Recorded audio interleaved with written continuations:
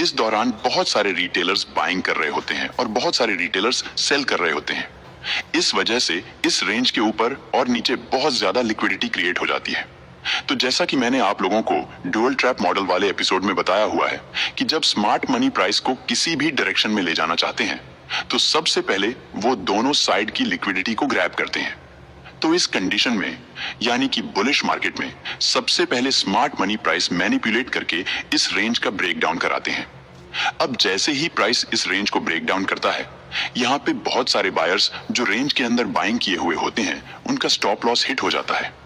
और बहुत सारे रिटेलर्स इस रेंज के ब्रेक डाउन पर सेल करना स्टार्ट कर देते हैं, क्योंकि उन्हें यही बताया गया है कि प्राइस किसी भी रेंज को जिस साइड ब्रेक डाउन करता है उसी साइड का ट्रेड लेना चाहिए, जो कि बिल्कुल गलत है। क्योंकि जब प्राइस अप ट्रेंड में रेंज को ब्रेक डाउन करता है तो ये एक मैनिपुलेशन होता है जो कि रिटेलर्स को ट्रैप करने के लिए बड़े इंस्टीट्यूशंस कराते हैं। अब रेंज को ब्रेक डाउन करने के बाद जब प्राइस किसी ऑर्डर ब्लॉक पर आता है तो इस ऑर्डर ब्लॉक से स्मार्ट मनी अपना हैवी बाइंग ऑर्डर प्लेस करने लगते हैं, जिसकी वजह से प्राइस यहां से बूम करके दोबारा से बुलिश ट्रेंड फॉलो करने लगता है। तो ऐसे में हमें देखना होता है कि जब प्राइस बुलिश मार्केट में रेंज को ब्रेक डाउन करके किसी ऑर्डर ब्लॉक पर आता है और यहाँ पे हमें कोई रिवर्सल का सिग्नल मिलता है तो हम यहाँ से बाइंग साइड के ट्रेड में एंटर कर सकते हैं,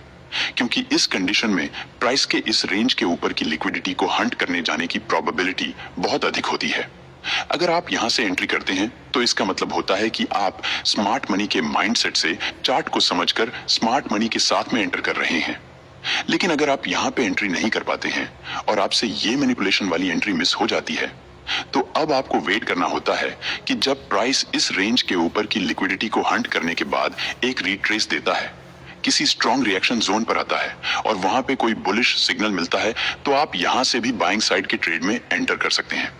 क्योंकि स्मार्ट मनी यानी बड़े इंस्टीट्यूट यहां से अपनी पोजीशन को रीबिल्ड करते हैं।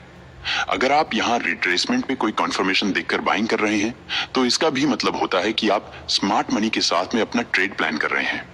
ऐसे में भी प्राइस के यहां से दोबारा से ऊपर इस हायर के ऊपर की एक्सटर्नल लिक्विडिटी को हंट करने जाने की प्रोबेबिलिटी बहुत अधिक होती है।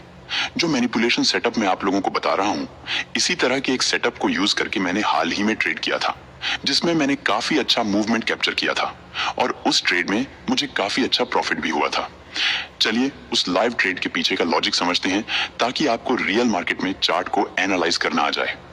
लेकिन उससे पहले अगर आप अभी तक वीडियो को लाइक नहीं किए हैं तो वीडियो को एक लाइक करके चैनल को भी सब्सक्राइब जरूर कर लीजिए। तो जैसा कि अभी आप देख सकते हैं, मार्केट यहाँ पे पहले अप ट्रेंड में मूव किया हुआ है। उसके बाद देखिए जब